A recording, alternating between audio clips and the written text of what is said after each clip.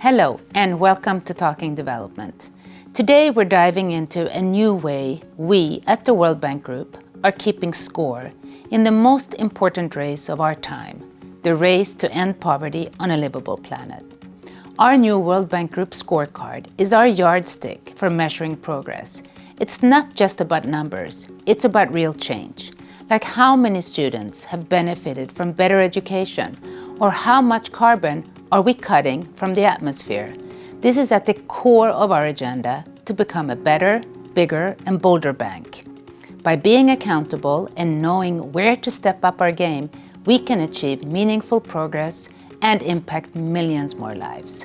So to help unpack what this is all about, I am delighted to be joined by Ed Mountfield, Vice President for Operations, Policy, and Country Services at the World Bank, the man behind the numbers, and Carolina Sanchez-Paramo, Director of Strategy and Operations for the Europe and Central Asia region. Carol and Ed, welcome and thank you for joining me here today. Great to be here. Ed, I'm going to start with you. About a year ago, in fact, almost exactly a year ago, Ajay announced at our annual meetings in Marrakesh that we would be coming out with a new scorecard. Can you tell us why it's important to keep score, number one, and what does it mean for the way we work at the World Bank? So in Marrakesh, Ajay announced the new scorecard. He also announced a new vision and mission for the World Bank to end poverty and boost shared prosperity on a livable planet. And what the scorecard does is to identify 15 development areas that we think are path critical to achieving our new mission, and to break that down further into the kinds of indicators that we need to monitor and measure if we're going to make progress. And we've always had scorecards in the institution, but in the past we had far too many indicators. And if you try and prioritize everything, you prioritize nothing. This scorecard is about showcasing our successes, but it's also about where we really need to step up our game. That points to the idea that we need to use this as a strategic management tool as well. It's not going to be mechanical, but it will inform the discussions that we have about how we prioritize resources, and something that can feed into becoming a changed and more effective institution. Wonderful. Carol, from a regional perspective, how would you say the scorecard is influencing, changing, maybe even driving to some extent the sort of cultural change or behavioral change that the region is going through? The corporate scorecard is bringing a lot of discipline, or more discipline if you want, to the way in which we are thinking about the theory of change, how our projects and interventions are actually linked to results. And this discipline and this thinking is then allowing teams to really fine-tune how we are designing projects, but also how we are implementing projects, and strengthening the line of sight, and really sort of thinking hard about how we ensure that we actually get those results that we say we are gonna get. So we are seeing a lot of that, which is good. The second way, I think, is that it's forced us to have, I think, a very healthy conversation about, on the one hand, strategic areas where we have a robust engagement and where we feel that we can really move the needle in a meaningful way, and sort of thinking about, okay, how we gear ourselves to that. And in the case of I'm thinking energy, I'm thinking water. But on the other hand, it's also forced us to think about areas where we have more, if you want, aspirations, but the portfolio doesn't yet allow us to actually reach those results that we want, and to really think about how we grow in that direction. So there I'm thinking digital, I'm thinking gender. So, it starts to give you pointers in terms of where you capitalize on wins, but also where you need to put the extra effort.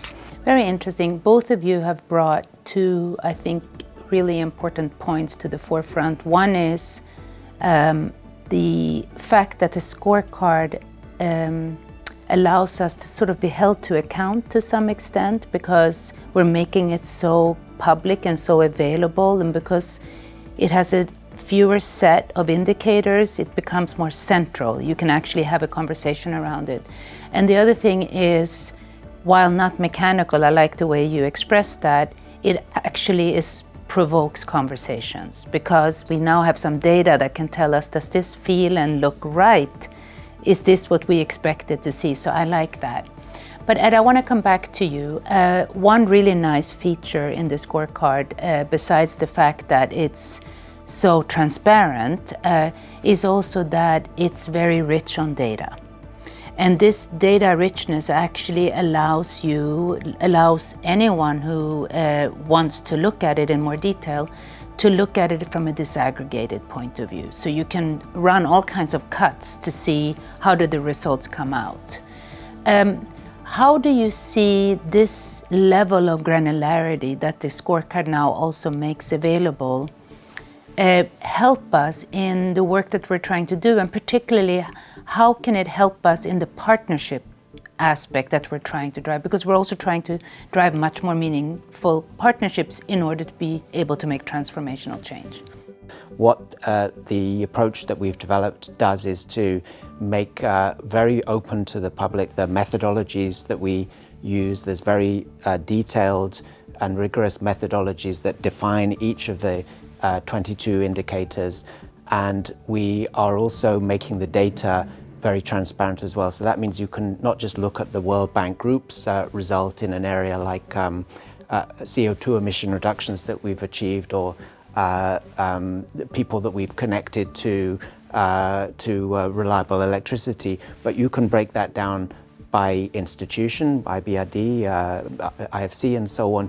You can break it down by region, you can break it down by country, and in the case of the World Bank's data, you can drill right down to the level of individual projects. And that means this is going to be reproducible. People can take our methodologies and take our data, and they can actually build this data themselves, or they can look into our database and drill down and really see it. So I think that will be something that forces attention to results. The other thing that is very important about this transparency that you mentioned is that it is about driving a culture change in the World Bank, not just in terms of transparency, but also recognizing that the World Bank Group is not ultimately about the dollars that we commit, it's about the lives that we touch. So shifting the focus from just the money to the impacts that we have from a bottom line that is not just dollars committed, but lives transformed. That's very inspiring, and I think it's the right time to be looking at results through a different lens and a different angle, because my sense is the stakes are so much higher. So if you cannot account for what you're achieving with input differently. Carol, coming back to the region. So we've started using the scorecard in a variety of different ways. Of course, one way is that we've started to sort of use it in results frameworks, in CPFs, and even in projects to some extent. So that means there's actually also now a client engagement around the new scorecard. So can you just share with us, how are you engaging with clients on this scorecard, and are they interested, and do they want to do their own scorecards, and do they love it as much as we do in terms of its potential to really help us drive development? So it's been interesting, because I think even in this short period of time, I think that conversation has changed already, right? Because the first opportunity that we had to engage with them on this was following the launch, and then we quickly sort of dived into the retrofitting exercise. Right? We are sitting down and we are really discussing, okay, what are we trying to achieve together? Does this resonate with your own plans? Does this resonate with what's important for us? And I see them being much more focused on that, and really thinking about how they can link it to their own systems, right? So that we are capitalizing on what we are building on both sides. I think it will be really interesting to see how this plays out in CPFs. We have, I think, 5 or 6 in ECA this year, so we are putting a strong emphasis on starting that conversation very early on with them. So that's exciting. And then I think what we're trying to do both on the project side and the CPF side is connect the conversation on results to the broader conversation that we are having on implementation, and really pointing out that these two cannot be delinked, that you cannot get to one without paying attention to the other. And that's also something that I think really resonates with them. You know, how do we think about this chain of interventions from, you know, the theory to the implementation and then ultimately the results? So we'll continue to push along those lines. Actually, and incredibly consequential. I think the scorecard is, I know how much work has gone into it by everyone, but I do think that it really has the potential to drive our development in a very different way. And it's also one World Bank Group, which is cool as we're trying to, you know, get the organization to work closer together. Well, thank you so much, both of you, Ed, Carol, for this discussion, which was not only practical, but as I said, also very aspirational. But here's my take. In today's troubled world, we have no choice but to achieve results.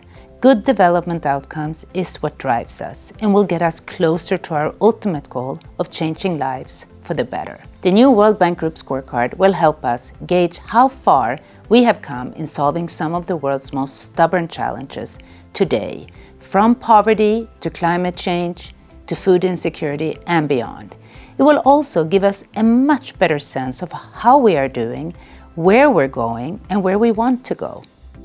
The new scorecard is reshaping incentives and shifting our culture, making results, not just the financing volumes, as we heard, the focus of everything we do, but it's also a work in progress as we fine-tune our data collection process and will rely on all of you to keep us accountable. Together with our partners, we are on a path toward a more impactful and transparent World Bank Group, and the scorecard will help us think big. That's it for today. Thank you for watching, and I'll see you next time on Talking Development.